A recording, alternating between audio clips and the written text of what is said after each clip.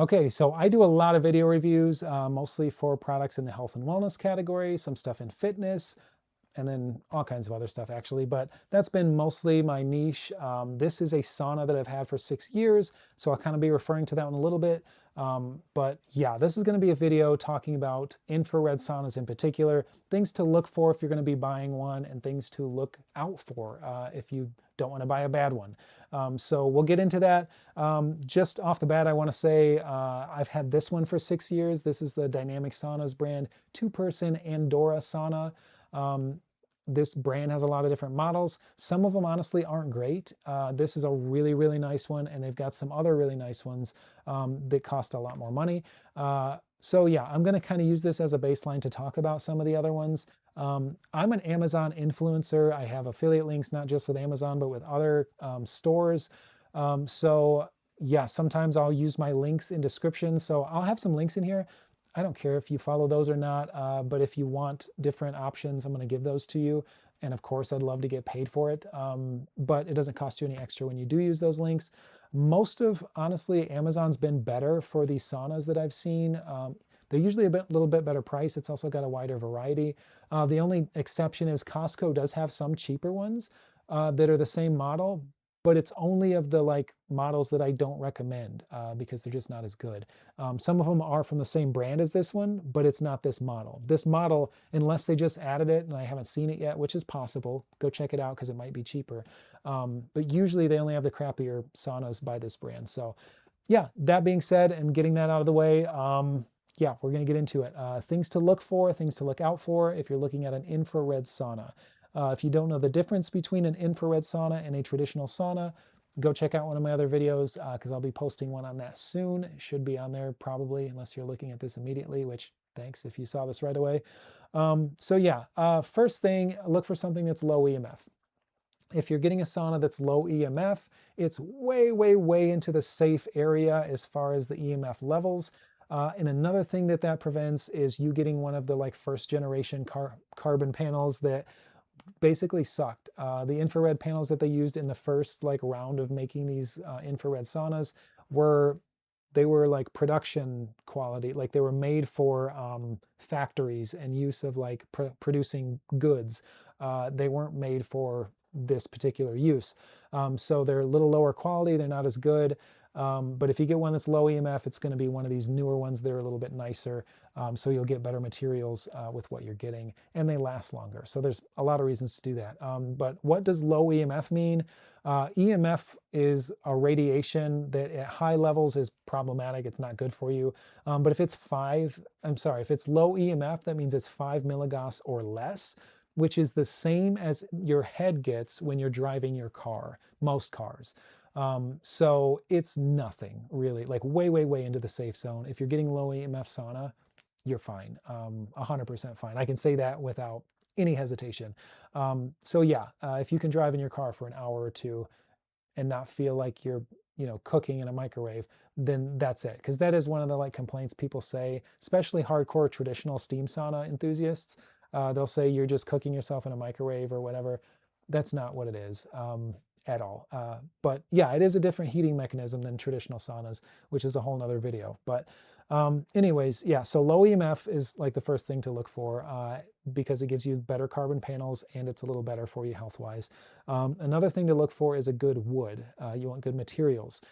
Examples of good wood are hemlock, Canadian hemlock, which is just a variation that's not farmed and modified like some of the regular hemlock that we have here in the United States. And then cedar is another good wood. Basswood is a good wood.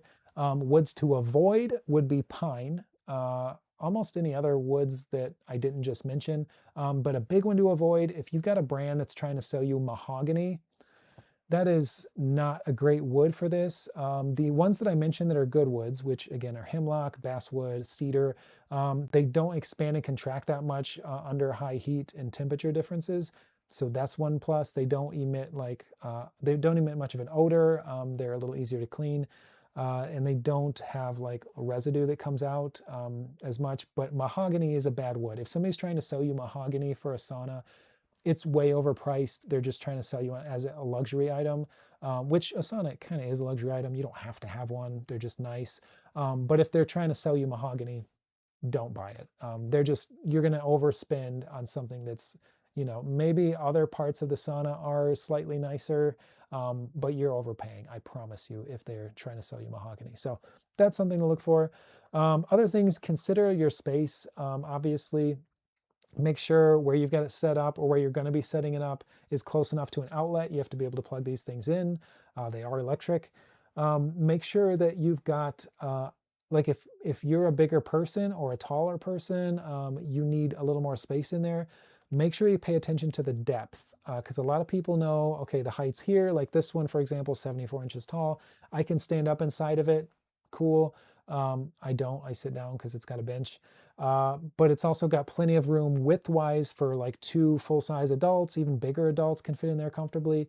But the depth is the issue to look out for. This one in particular has a lot of depth and it's great. But if you're a bigger person, the depth is your leg room. So the distance between where the bench is, where you're sitting, and the front of the unit, where the door is right here, and then this whole wall in the front. Yeah, it can be really cramped in some of these. So just look at that. If you need to, grab the tape measure and put it, at your back and in front of your knees and be like, is that enough room where I can actually comfortably sit for half an hour or so? And if not, you might want to get a bigger one. Most of these are also going to be they only require a standard outlet. So if it's an infrared sauna, it's usually just your 15 amp, 120 volt outlet. A lot of the manufacturers will say they want you to have a dedicated outlet for it. I've used my outlet for other things. I admit that. I've never had any problems whatsoever with this brand and this model. So yeah, just something to think about. Another big thing to be looking for is your max temperature. I recommend at the very minimum 130 degrees. If it's one of those that's very cheap and only gets to 120, you're not going to get all the health benefits that you want. And the whole reason you're getting this, I'm assuming, is for the benefits of it. Not just to look cool, which a lot of them do look cool at 120 degrees, but they're just not as beneficial. 130 is like bottom tier. Ideally, the ones that are 140, that's a little nicer. 150 and up, that's great. That's gold. And that's where this one is actually. This one sits at 151 is what it says. I think it's 65 degrees Celsius, and it translates to rounding to 151 degrees Fahrenheit. Yeah, that's great. If you can get that or better. For infrared saunas, they don't have to get hotter than that. They can. I think there's some that go up to like 170. You don't want to go past that for infrared because it's a different kind of heating mechanism than a steam sauna, which is a whole nother video, which I will have on the YouTube here at some point. That's about it, honestly, for things to look for when you're looking at brands. I will say there's a lot of different ones. I do affiliate marketing with I prefer Amazon for things like this because there's a lot of them. You can get some that are a little bit cheaper on Costco, and then sometimes like Sam's Club and things like that when you're looking online. But the ones that, like the widest variety and the ones that are actually good, I've found the most success on Amazon. I do content reviews for them. So if you look at different ones on Amazon, you might see me. It says Caleb Jackson Reviews, just like this says down here. That's my like profile name on Amazon. And I also do affiliate marketing, like I said. So I have links and recommendations like for days, especially on infrared saunas, because I got this one 6 years ago. It's been fantastic. And since then, like I'll go to Airbnbs. I actually had a brand send me a sauna for free just to test it out and review it. Unfortunately, it was one of those that wasn't as good, so I don't promote it. I did the review content for it like I said I would do, but now I don't promote it because it wasn't a great one. There's a lot of those because it's been kind of a healthy trend thing to get on, is like getting yourself a sauna. So a lot of brands built these really cheap, not very good ones that only get to 120 degrees, and then they try to sell them. They're not great products a lot of times. So yeah, this one is. If you want to ask me questions, type them in the comments. If you want to give me links, go for it. I'll compare and contrast some things for you. I'm happy to do that. Excuse me. Also, my email address is calebjacksonreviews@gmail.com. send me anything you've got on saunas if you want. I'm happy to discuss it and talk about it more.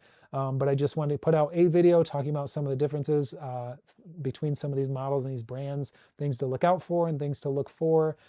Just to wrap it up one more time, 140 degrees is good, 150 is great.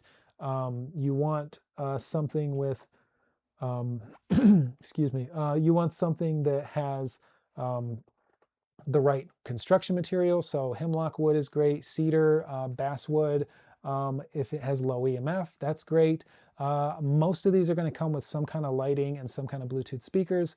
If you want red light, one thing to kind of look out for, if you're looking for medical grade red light therapy, you want something that says 660 nm on it as a wavelength, or at least very close to that. There's a little bit of a range there, but 660 nm.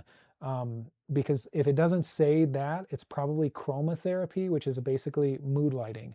It's considered therapeutic, but it's not as like, you know, it doesn't do the physiological things that red light therapy does. So you can buy red light therapy devices separately, and I'm happy to recommend those too, because there are a couple that are worth it out there. But yeah, if you're looking at a sauna that says it has red light therapy, it may or may not be real red light therapy. That's something else to look for. There's also, if you're looking at, most of these saunas are far infrared. There's also full spectrum saunas. It's a slight improvement, usually not worth the price difference, but sometimes it can be. So that's just dependent on what brand, and if there's some kind of deal going on, then maybe it's worth grabbing. But most of the benefits you're going to get from any of these saunas is just raising your body temperature, and that's it. So the extra stuff and these add-ons, they're cool, can be worth it, but the core foundation of what you're getting with a sauna is to increase your body temperature. So you're sweating, you got better blood flow, you are stressing out your cardio system in a way that's like a cardiovascular workout. And then hopefully if you're staying in there long enough and the temperature is high enough, you'll activate heat shock proteins, you'll get human growth hormone boost, a ton of health benefits. Should help your sleep, muscle soreness, joint pain, at least that's stuff that, you know, universally people say it helps with that. I've noticed it with that. I can't promise you that it's going to do that for you because I can't make health claims in these kind of videos, but yeah, that's pretty much it. I think I covered everything. If you have other questions, ask them in the comments. I'll be happy to respond. So thanks for watching.